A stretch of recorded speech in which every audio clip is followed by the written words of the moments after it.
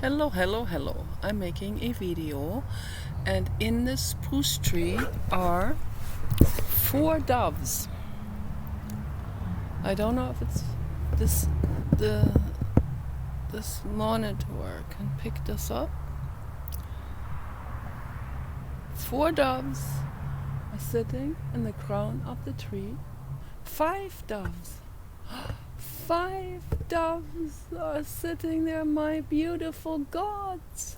I love you infinitely much. Yes. Oh, yeah. Oh, this is so nice to have doves visiting in the spruce tree. Beautiful. And the doves, they are the symbol of love. That is the truth. I made myself a real nice round scarf here, and I absolutely adore this round scarf. Wonderful. Made it from salvaged materials. This here I bought at Walmart a long time ago. This scarf that used to be real long, and it was not sewn well, as that is always usually the case with cheap items. And it was drizzling out on one end, and I thought I could somehow fix this, and I was never be able to fix it. And then I cut it evenly, but then I tried to sew it in a loop, but it's real hard to see the loops because it's a fuzzy yarn. And so then I ended up cutting more and more off, and I ended up with only a small piece of the scarf. And then the other day I found it again in the cabinet because I couldn't throw it away. It's just so pretty. And so then I decided, okay, I'm going to sew other pieces onto it, particularly pieces where I can see the needle and I can see the twine. And so then I sewed it onto the ends of the scarf, and I just did a real narrow stitch so that I would capture all of the yarn and all of the loops, so that it doesn't drizzle out anymore. And now it seems like it's not drizzling out. It's real comfortable and cozy and warm. I love it. Absolutely gorgeous. And I did this on both ends, and then I decided, I'm gonna make a round scarf out of it. And I like the way a round scarf feels because it doesn't come undone. So usually scarves, they fall off and end up on the dirty floor, but if you have a round scarf where it's like one ring, one loop, then you can put it over your head and double it up like that, and that's really nice and warm. I like it. It's really gorgeous. So I wanted to talk about relationships a little bit in this video. There's a lot of thoughts that are going through my mind, and I see so many relationship mistakes that people make, and that people should be aware of all of this, particularly men. Men are making a lot of relationship mistakes. Women too, sometimes. So we are not exempt from this. I've made a lot of relationship mistakes, and I got myself misunderstood so many times, where people thought I was making fun of them, when in reality I have Asperger's. I have every single point on the Asperger's scale. Not just every single point on the Asperger's scale. Every single point exponentialized. Okay, so now put that into perspective, anyone, before you start misunderstanding me again in the future, because an Asperger's doesn't do sarcasm.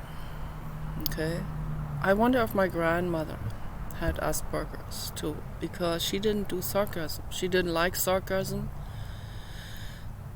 and it always made perfect sense to me what she said, and I don't like it either.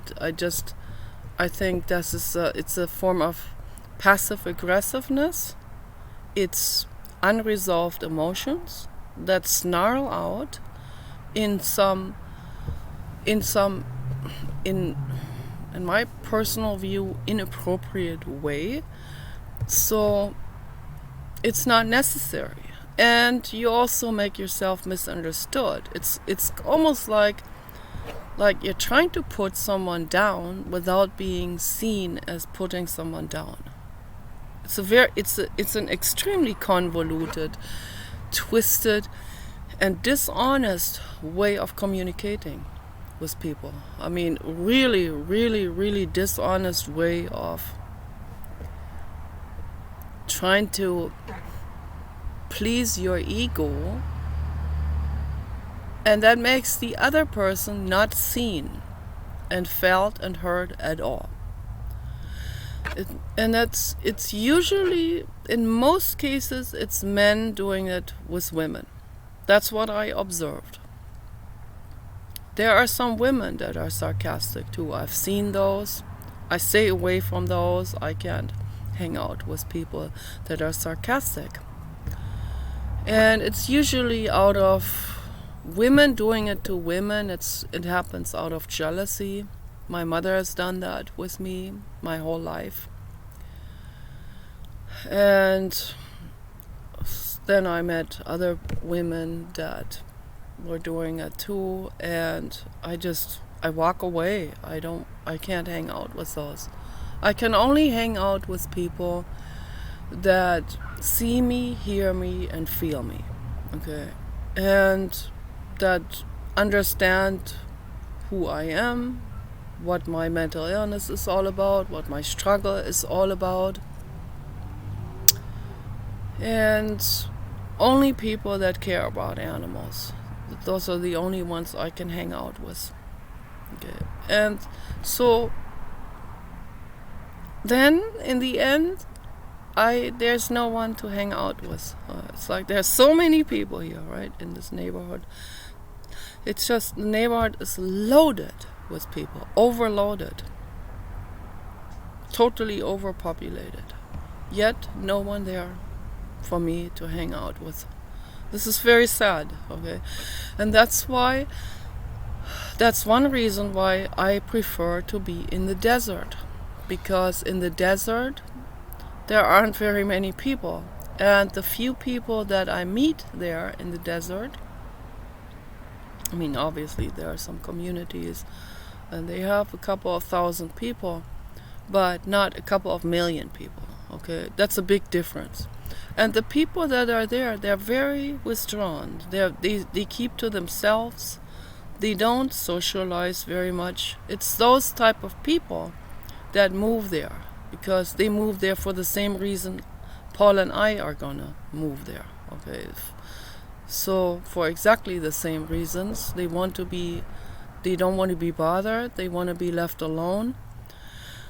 They want to live their lives in peace. They want to have their peaceful retirement without sirens driving by non-stop, which is the case here in this community, because between this community and the other community where our other property is, it's about a 40-minute drive in between, and right in the middle is a high security prison.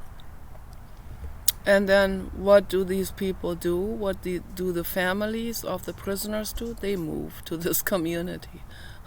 So more and more and more prisoner type of families are moving here, and it shows, okay? More and more sirens. Their teenage brothers and sisters are now growing up, getting older, becoming 20 or 18, and they're starting to hijack other people's cars. Then they have high chase pursuits. They are getting involved with drugs. It's a big, huge problem. Okay, and I see all of this, and I see the solutions. I'm not just like David Icke, who points out problems, but doesn't offer any solution whatsoever. Matter of fact is, I wonder if he's even paid to do what he's doing. I'm not sure about David Icke, to be honest with you. I don't know. I have my doubts about this guy.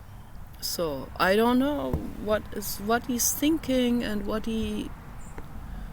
kind of weaknesses he has psychologically. He may have started out with this. He also wants to be. He's very ambitious too. He used to be a soccer player in England, and a famous one. Because I remember when I was a child, I was always fascinated about David Icke running across the lawn. I don't know why. Just made no sense, but I was fascinated with David Icke. And always, David Icke, running. David Icke at the forefront. David Icke, yes, David Icke, yeah, he did it. He shot the ball into that gate. Whatever that's called. And then he got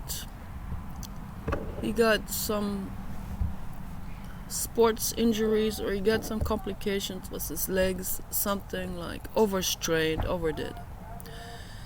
And then it got so bad with, I guess, some kind of carpal tunnel inflammation, or I forgot what it exactly was, but something with his legs or knees where he just overstrained himself all the time, and then he just couldn't play anymore. Then he became a sports announcer, and I can't even wrap my head around how someone can become a sports announcer, or how someone can even be interested in those type of things. It's just completely beyond my imagination, because I find it so unbelievably unnecessary.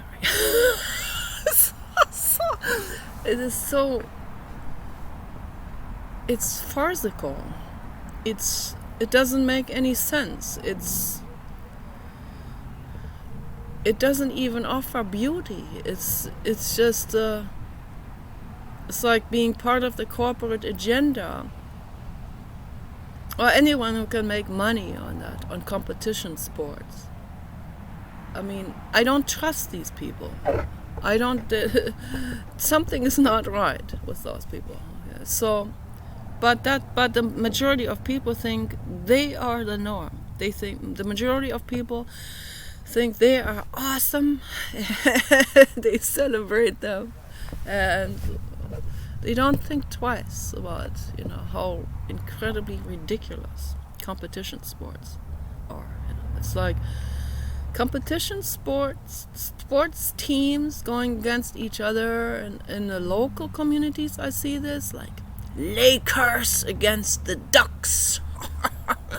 Something like this, and then they have their cars plastered with those stickers. It's like, okay, that's the cabal, that's the corporate agenda, grooming people from childhood on to be competitive and to be bellicose and to go against one tribe against the other. This is a very rudimentary, very regressive, and not very smart mental state to have this competitive, this tribal. I mean, it's like, it's one thing to be a sports player and be competitive, but it takes it to another level when someone doesn't even do sports, weighs 400 pounds and goes there and cheers for one of the sports teams. I mean, that takes it to another level, and then never even moves their body and eats pizza and drinks beer and all of that and shouts. I mean, that really takes it to another. That's retarded, actually. But the cabal wants people to do that because they can sell you a lot of merchandise with that. They can lure you into total ignorance in regards to anything in life, in regards to the medical industry, pulling a whole lot of tricks on them. That's another thing that went through my mind earlier, how people can be, like, for example, that's another scenario right up front. This is more important even than the dating issue. Let's say there's a mother of 40 with her 18-year-old daughter. And they happen to have the same blood type, and she has congenital heart valve issues or something, which can be fixed anytime, okay? But let's, regarding the story, but she doesn't know that because she's a soccer fan or she's a football or basketball team supporter, Lakers on the back of. But that's why she's ignorant, okay? That's anyone. I mean, anyone who watches cartoons and goes to the Ducks or the Ducks sports team. I don't even know what their names are. I don't pay attention to this. It's just unbelievably annoying. But anyone who does that, obviously, when people do this and when they get lured into this, they can get lured into anything. The corporate agenda knows that. That's why this is being propagated to such an extent. And that's why religion is also being constantly perpetuated. That's why they have incentives.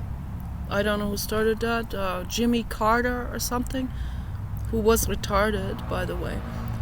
He started that because he was working for the corporate agenda, doing whatever they wanted him to do. And so he gives governmental incentives to people who set up a religious congregation. And then you can't just do anything. I can't just get a round scarf religion started. No. That would be too innovative. People would find that cute, refreshing. We can drink vegan milkshakes in that cult that I can create. No, I don't get an incentive for something like that, or a wet, moldy shoe religion I can create, right? Or bleach hair religion, or an Amazon Jeff Bezos corruption jacket religion I can create, right? No, I wouldn't get anything from the government. But if you take the already existing religions, the ones that have their snowball momentum going with lots of brainwashing of more and more people, then you get an incentive for that. And you get tax breaks and tax incentives and all kinds of things you get. Probably get free healthcare. I don't know. I have no idea what you all get. You don't have to even pay property tax and stuff like this. So this is very irritating. It makes me very angry. But it's obviously something that's there. It is the greed. It's based on greed. The whole thing that comes, the cabal, the corporate agenda is greed based. And these people are not just greed-based. They are exponentially greed-based. Now, put this into perspective, then you understand the scale of greed that these people are coming from, okay? That's also evolution, okay? It is it's a greed ape, as I call them. They could also have other blood in them. There's no telling what they all may have in them. Draco from the star constellation Draco, a portal opened up and one of those people came in and did gene splicing. I don't know how wild it could be. That they could have reptilian from the dinosaur dynasty, okay, here from here on Earth. So then they were living in caves for millions of years, so undetected by others, but they were observing the others. So there's I'm not gonna close the door to any of these things, okay? But it doesn't matter what all they got in their DNA. They are greed apes. That's what they are. And it's a pathological greed that is inherited. And the vast majority of humans are like that, and in particular pockets of extreme concentrations of that in North Africa, Egypt, Dubai, Yemen, and the entire Middle East, including Pakistan, and goes all the way into Sri Lanka and India. So with this type of DNA that goes in there. So then if you get further into India, there are others that are not like that. Okay. So I've observed all of this.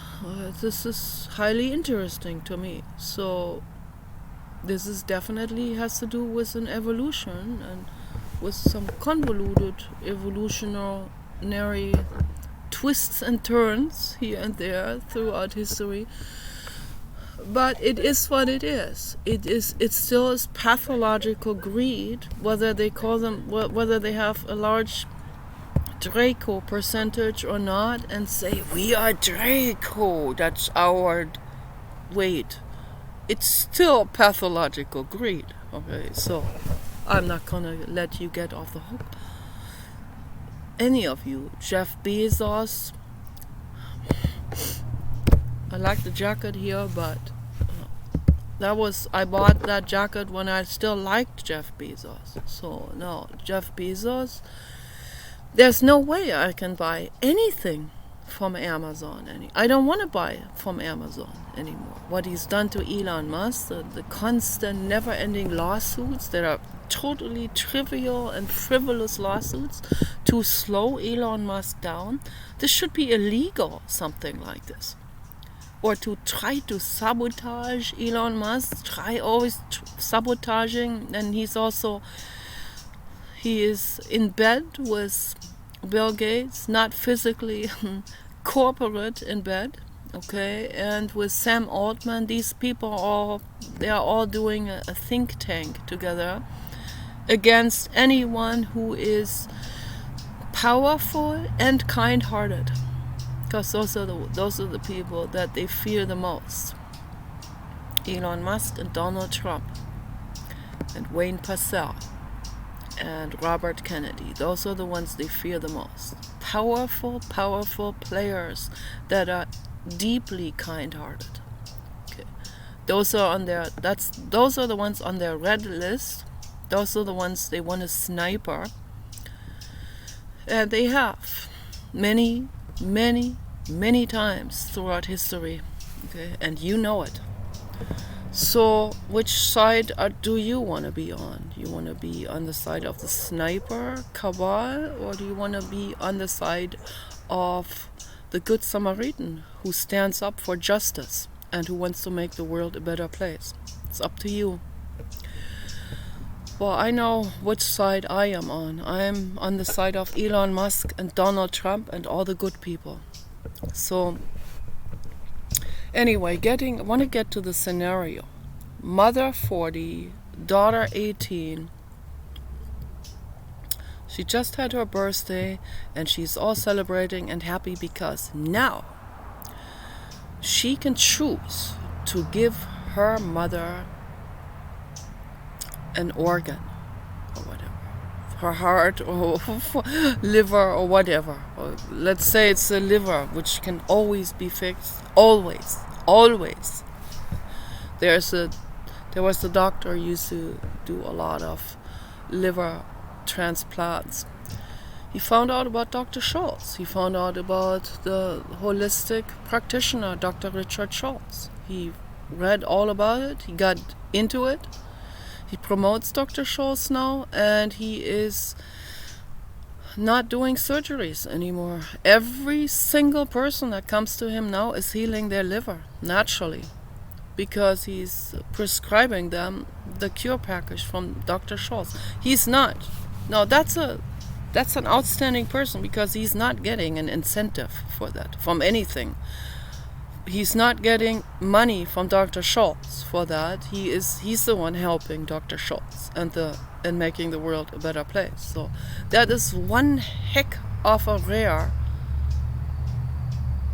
surgeon and medical doctor. Okay, those are real rare. The medical industry is terrified of those. The cabal is terrified of those. Again, someone who is quite high-ranking, someone who is needed in the world, someone who has helped thousands of people, turning towards holistic healthcare, being a role model for many more.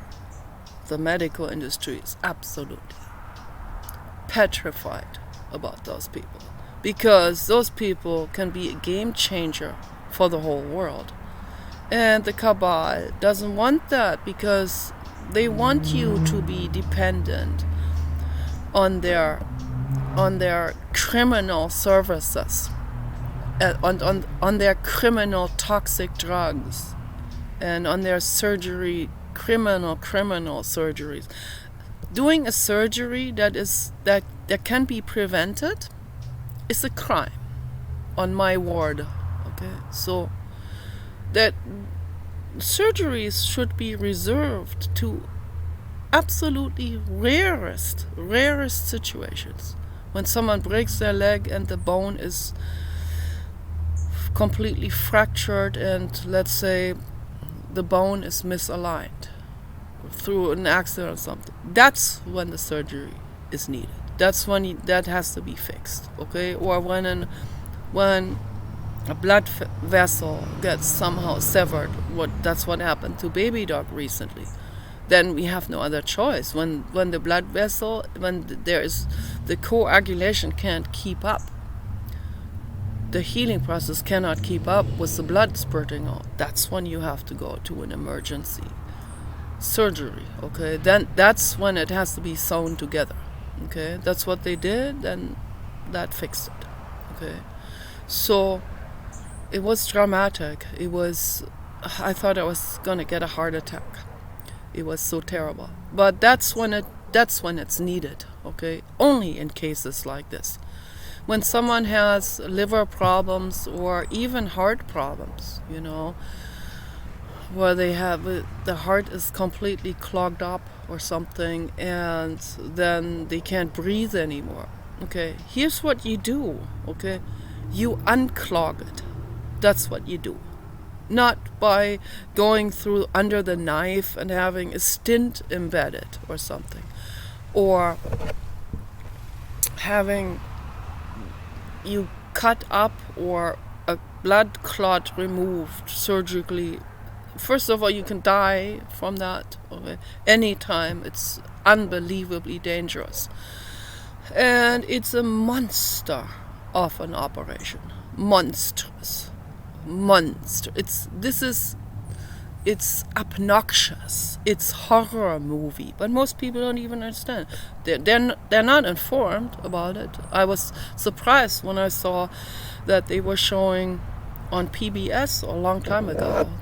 Before it became private, on PBS, people were showing open heart surgeries and liver transplants and hip replacement with titanium embedded. they were showing these surgeries for a while. And I guess that's probably one reason why someone bought PBS, probably paid, I don't know, maybe $1 billion for it, and made it private, and you never saw these surgeries again publicly aired, right? Because they don't want people to know what's happening, how that looks like, and how the blood is. This is literally a horror movie. Blood gets splattered on the wall, or that's why they have tiled walls. It's like a butcher room. I mean, think about it. Is that what you want to do? Do you have that much faith in those people that have never, ever, ever in their life learned how to heal someone? A doctor, a medical doctor, has no idea how to heal someone. But that's supposed to be their profession, right? No, because the medical industry and the pharma industry has infiltrated into the school system and took whatever holistic stuff was there, took that out. In Germany, they had implemented more holistic stuff because people there were more aware about it and demanded it. So it was harder for them to tweak that out. But they still try there. And that's also why they're bringing people from the Middle East in. That's the cabal is doing this. The cabal is facilitating this influx of immigrants. Because the more immigrants they have from extremely brainwashed nations, the more they can tweak something like that. They can tweak the curriculum in a school. They can take the holistic stuff back out. They can remove animal rights. They can do all kinds of things. They can remove women's rights, which the Germans have fought for hundreds of years for. It's all being taken off. It's all being reverted back to 500 years ago as we speak. Okay, and I've seen it. I was there intermittently over the years. I was coming there in intervals of like 5 to 10 years in between, and I was absolutely. It was so visible. It was so detectable to me, because wait, 5 years ago this wasn't happening yet. People were still relatively friendly on the street. What's happening now? Okay. I talked to someone on the street. They look at me like I just came out of a trash can, or I'm some kind of weirdo or something. I talked to someone nice, to someone's dog, and they imitate me, or they say pfft.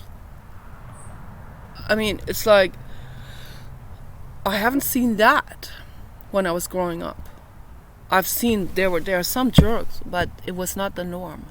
Okay, so now it's the norm. Jerks are the norm now in Germany. Yeah, let's put it into perspective. All of this, the immigration influx was facilitated, was promoted, was paid for. Angela Merkel was paid. That's what I am suspecting. She was most likely paid millions and millions and millions of dollars. This woman. Someone should do an investigation and see how much money she suddenly made during her administration. Okay, millions and millions of dollars. There's no telling how much. $500 million? There's no telling how much she was paid. Then she was promoted to the head of the European Union even. So, why? Because she's doing the services for the cabal, for the corporate agenda. She's letting the immigrants in. And then when she's asked about it, she goes like, oh, we can't let them. We cannot leave them at the border and hungry and starving. She never cared about anything before. What's going on now? Why is my brother, who never gave a shit about anything, suddenly saying something like this? Because the media told him to repeat that mindless repetition of what Angela Merkel said. Okay, my parents too, like completely, just no second thought on it, just accepting, and they sure know how to hijack people's pride and all of that. The Germans, they prided them, particularly the more educated ones, prided themselves on being we're so liberal and so accepting and so tolerant. We are so tolerant. Look how tolerant we are, and how academic. This is all ego. And the cabal, that's a feast for the cabal when people are like this, okay? So they can just so easily hijack that and rub it in with news articles that are totally geared to brainwash people in their direction with anything they want to do. And once they have enough of the immigrants there that are also totally ignorant and totally at the mercy and totally slaves to the cabal, to the corporate agenda, once they have all of those in there, and then they make them become legislators all over the place, right? Then there's no more justice, and then the justice fails, because then with all of that they can control people the best, okay? Then they can pawn off the medical industry and the pharma drugs, and so easily, right? And no one there anymore to speak out against it. They'll all feel ashamed to speak out. Something like Berkeley in the 70s will suddenly be snubbed, okay? It's amazing how they can twist the very thing that people used to pride themselves with into something they're now ashamed of. It's really fascinating. I'm old enough to have observed all of this throughout the decades. I have observed it, okay? I'm a witness to what they have been doing for the last 60 years. So this is a fact, what I'm saying.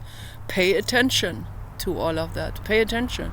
Don't let them get by with this. Speak out. Stand up. Even if they shame you, even if your own society shames you, don't worry about it. Don't worry about them shaming. I find it pathetic when someone shames someone. So I would never shame anyone. I don't even use the word shame. Okay? I think this is totally wrong to use that, to even use something, to use that language. We want to heal from the shaming, not rub it in further, right? So not even those that shame. It's like, heal. You can heal. You can heal everything. You can heal your liver, your heart. But let's get back to the situation that I wanted to discuss. 18-year-old daughter decides, okay, she's gonna become an organ donor or something. You don't even know what you're in it for. Or you have no idea. Don't become an organ donor, okay? I made that mistake already.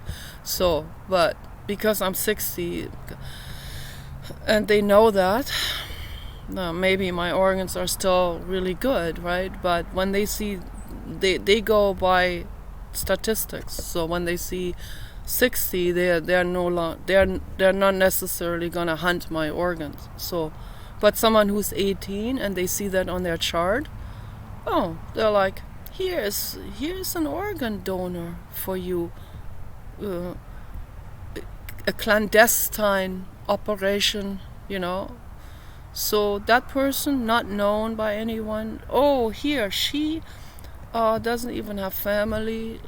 Go find her with your medical helicopter, okay, under the pretense of whatever, trying to rescue someone. But now, instead, they'll pick that hiker up from Yosemite National Forest, that lone hiker. That happened all the time. Don't think for a second humans are so good. Okay? Don't think that. They're good humans. But the majority of people have their price. And that's a fact. The majority of people are probably not the ones that will hunt the organ, but they will easily be silenced with enough money. Okay?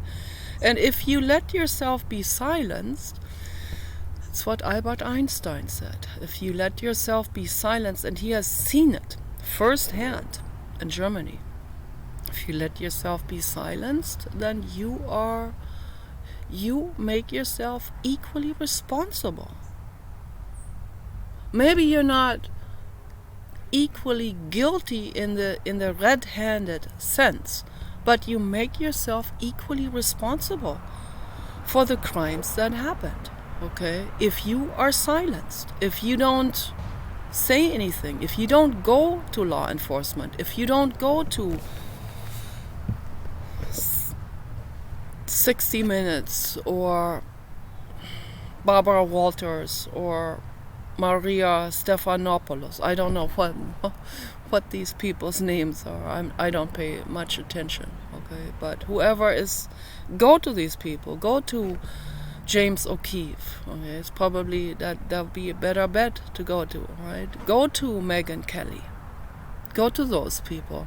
Go to everyone with it. Say it to as many people as you can.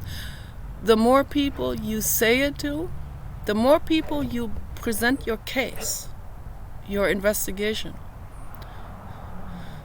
The more people you present your case file to, the safer you will be. Because if you just present it to one person, then you don't have enough, that's not enough leverage yet. You can be easily snuffed out. And that's what they do. They go after those people like Virginia Giuffre and Charlie Kirk. Okay, they go after those people. They will get them. Or Anne Heche, I don't know how to pronounce it. The actress lady, Anne Heche. Beautiful mind and woman, okay, inside and out. Okay, she was gonna blow the whistle on the human trafficking industry. She had enough insider information. She knew enough about it. Also, Ellen DeGeneres knows a lot about it. They came after Ellen too. But because Ellen has so many bodyguards, they weren't able to do it. But I think they killed her dogs. That's what I think. I saw all of that. That was during the COVID-19 pandemic. It was in 2020. It was surreal. It was heartbreaking and surreal. Ellen was crying in her videos every single day. And that's all she could do, because she couldn't speak out, because they would kill her and her beloved beings. They already did. They threatened her. Okay, if she speaks out, they're not just gonna destroy her, everything she worked for, her entire career, her entire standing and supporter society. Okay? They would come after her and all of her loved ones, her girlfriend, her wife. Okay? So absolutely horrific. And she's been with Anne Heche. They were a couple for a couple of years, and that's how Anne Heche, she knew a lot from those people. They talked, of course. So, and Anne Heche could not sit on that information. She just couldn't do it. Ellen doesn't want to sit on that information either. But she knows that they would come for her, for sure. It'd be a nightmare, okay? Hellish life. And you're not gonna escape. You can't escape from them. It doesn't matter where you move to on the planet. You can't escape from. Virginia Giuffre tried to escape to Australia. She lived in Australia for a couple of years, trying to escape. They find her. Of course they find her. Tried to run her over with the bus. That didn't work. She was brought to the hospital, and there were enough people that saw her, and so obviously, and the people in the hospital, the staff there couldn't be bribed to finish her off in the hospital. That happens a lot too, you know. They run someone over, and then in the hospital they will bribe the nurse to finish off that person with an overdose of whatever, you know. So, and they'll make it look like an accident or something, like, oh, her heart gave out, or that was too much of a trauma, or whatever, or physical trauma caused the heart to stop. They have their excuses, okay? And then the person that got bribed to do it, which is basically a murderer for hire. And then at the same time, there are nurses. There are nurses that have taken a mental confirmation in their jobs to help people. So think about all of this. Okay? It's not pretty. This is not very pretty. When people put money so high above lives. But anyway, they play around with people that mean well, like the 18-year-old who would donate an organ to her mother, right? So they'll play around. They will play with her conscience and twist things around. But if you know the whole picture, you don't even go in that direction. There's no need to donate your vital organs to a loved one, because the loved one can heal their own vital organs. That's a fact. This is a fact. I wonder if YouTube will block this video, but I'm gonna try to post it anyway. Peace and love for all living beings.